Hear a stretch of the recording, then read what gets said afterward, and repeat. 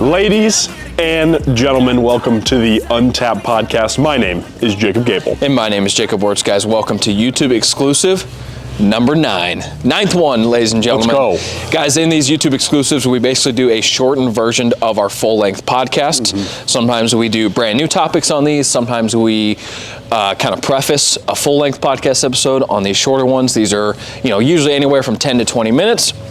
Just a hard-hitting, quick episode for YouTube exclusively. That's why we call it that. Guys, today we want to talk about the importance of continuing to prioritize getting outside even during the winter months. We are recording this on New Year's Day, so actually, Happy New Year's to you guys. Hopefully you have listened to our most recent podcast episode about goal setting and the importance of that.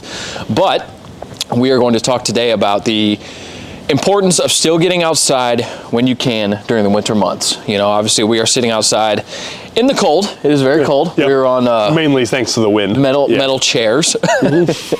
So we're feeling that. But we're gonna start bringing like heating cushions with us. That would actually for these next YouTube exclusives. Would actually be very, very smart. But as you guys can see, it is sunny today, so we made a point of getting outside. We were walking around a little bit earlier, and so even though it's cold, even though conditions might not be quite as ideal as spring, summer, and even fall, you got to make sure you still find a way to get outside and get that movement in. Yeah, well, I think it's one of those things too where when it comes to getting outside, it should be an all year round thing. Yeah. Like it's not just because, it's the winter now, especially for us Midwest people. Like it's very easy for us to say, it's winter, next 3 to 4 months we're not going to go outside hibernate. at all. Yeah, we're going to hibernate basically. And I think the problem that I see with that is that a lot of times in people's minds, since things are just easy in the world now, we've talked about this before, the world's very easy, it encourages things to be easy nowadays. If you want to earn stuff, you also have to suffer to a certain degree. Oh yeah, for sure. And getting outside and chasing your fitness goals, like as anybody knows, going on walks, going on runs, doing sprints, etc., that's all stuff that needs to be done, and no matter what. It's not like they stop playing football games when it's cold outside. Yeah, right. When it's past 30 degrees or something like that. They still play football in the NFL football in like 5 feet of snow sometimes. No, literally, yeah. In Buffalo especially, like we were talking about. Right. But, it's one of those things where you got to consider the fact that, okay, am I just doing this just because I'm a little scared of the cold? When we have plenty of technology that, you have good gloves, you get yourself a good pair of gloves and some layers, and you should be fine. Yeah. Now, if it's -5, -10, okay, we can start having a conversation about you being smart about when you do go outside. But especially these days, when there still is sun, because as we know in the winter, there is still sun, get outside, because it makes it much more manageable. It makes it much more difficult to basically get to the frigid level where you're shaking or anything like that. So it's important to prioritize it because, again, if you have goals, which everybody does by the New Year's time, as we talked about in the last episode, getting outside is part of that. No matter who you are, I know very few people who are successful fitness-wise and they only go to the gym and that's it. They just go to a facility 6 days a week or 3 days a week, whatever it is, and that's it. Yeah. They're also doing walks. They're taking their dogs outside. They're getting outside with their wife, their kids. They're getting outside with their friends, etc. Right. And those are people that I know are the most successful with fitness, no matter what. Again, there's a level of the -10 and below or whatever that we can talk about. Yes.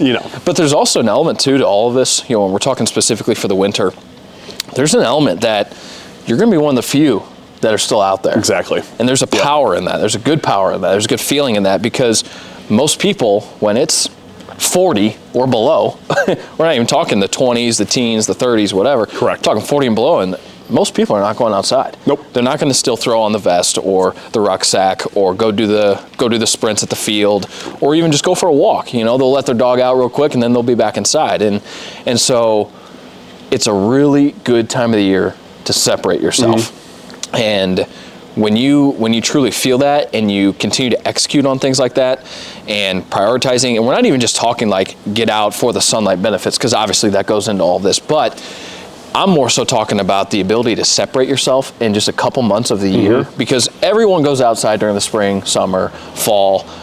That's easy. It's warm. You get tan, golfing. I mean, it just all of it. It feels good. Pickleball's buzzing. Yeah, absolutely. Yeah. But when it's the winter months, even when it's snowing, It might be cloudy, it's windy, it's cold. I mean, it sucks. Like, it does. It sucks. It does, yeah. You know, even you can put all the layers in the world on, and you can put face coverings on. And we're not talking about COVID masks, but you can put face coverings on, and you can put the beanies on, and it still sucks. I mean, it still sucks.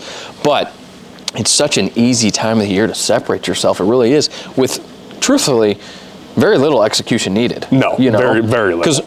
Because you could do it every day, but even if you do it 2 or 3 times a week, you're still separating yourself monumentally. Big time. Over, your competition. Big time. Whoever that might be. Yeah, and again, like everybody's like, your only competition should be yourself. That's right. There's truth. There's truth to that, but that's also like not the only competition you're going to have. Correct. You should be competing with other people to a certain degree too, because if you compete with other people, you end up making other people better around you too, because they want to compete with you back and all that. Right. Humans are naturally competitive in nature, at least the smartest and the best of us, I guess I should say. But now that sounds like elitist. That's not meant to be elitist at all. But I also wanted to mention too, what Wurtz is talking about the separating guys is that a lot of the stuff we talk about with Untapped is related to what I would consider performance enhancement. And that goes for performance enhancement through your mind when it comes to being aware of the current world and the current events going on and whatnot, not just being under a rock with that stuff. It also comes with performance enhancement with your fitness, as we talked about too. Yeah. And this is where that performance enhancement with your fitness comes, because again, like Wurtz said, most people aren't doing it during the winter. So if you want to be that 5% of the population that does stuff no matter what, or maybe even 1% of the population, who knows, that's our target audience, and that's why you're listening to these videos and listening to our podcast and watching our reels, etc., because you want to be different. Right. And we found that 4 or 5 years ago now. We were like, okay, yeah, we're both active dudes, but what's the next step? Yeah, right. How do we separate ourselves is that great point there. And the winter is such an easy way to do it because it sucks. Yeah. And again, it's an example, and I hate to always go back to our ancestors or whatever, but the truth of the matter is that life before 50 years ago was hard. Even longer than that. Probably even longer than that. Yeah, probably longer than that. Probably 1940 and before we could consider that. And it's like, because of that, humans have built-in ability to handle suffering. And we've gotten away from that. That's why it's very easy for people to be apathetic nowadays, because everything else in the world is easy to obtain. It is very easy to obtain money through the government, or handouts through the government, so that way you can just kind of live your life off food stamps or whatever, that type of stuff, and they subsidize you from there. You can just take a pill, and a lot of people nowadays think that's going to help you lose 50 pounds. It's going to get rid of obesity or whatever, or something like that. Or take a pill for pain if you're dealing with that type of stuff. So everything is very easy to be handed to you, but you have to go back and chase that innate suffering ability humans have, because that is actually what separates you, especially nowadays, because I'm going to tell you right now, Wurtz and I are seeing it. There's a wave of that becoming more and more common. Yeah. For sure, the performance enhancement aspect, the suffering aspect is coming back. Yeah. Albeit slowly, for sure. Right. You could probably agree. But it is coming back. Right. And we don't want you guys to get left in the dust. Right. Either. And, all of this also, final point here, but this all translates into entrepreneurship, your relationships and things like that. If you voluntarily put yourself into suffering, into hard situations, into unideal conditions and things like that, that's going to translate into other areas of your life very easily too. And so that's why fitness, and we say this all the time because it's so true, fitness is the foundation for everything in your life.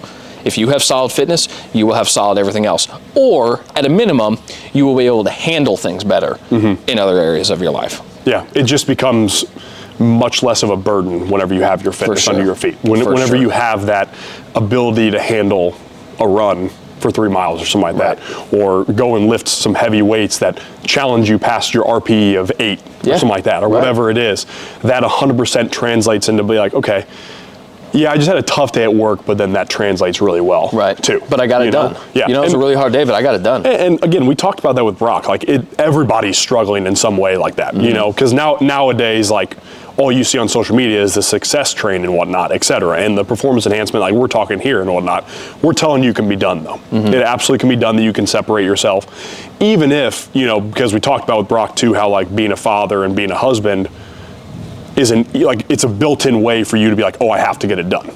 For you, those of you guys that are single, not married, we don't have kids like us, like, it can still be done at our level too. You don't have to have a wife and kids and then you start getting better, or in some case, for a lot of husbands, you get worse for some reason, which is mind-blowing to me when that time comes. But again, you're absolutely right. It bleeds over into everything else. Yeah. And that's the goal. It's supposed to bleed over into everything else. It's supposed to make everything else better. That's the whole idea of having your fitness about you. Because there's a lot more tools nowadays also for fitness. Because just like every other bit of technology has made everything else easier, fitness just keeps getting better and better each year too, and makes it easier to work on that. The gyms get better. The sauna and the cold plunges and the recovery methods get better, etc. All this stuff. So you can still separate yourself with the new technology or the new wave of the new world, so to speak. So, yeah. All right, guys. Well, that is YouTube exclusive number 9. As always, please share the show. Share it to your Instagram stories.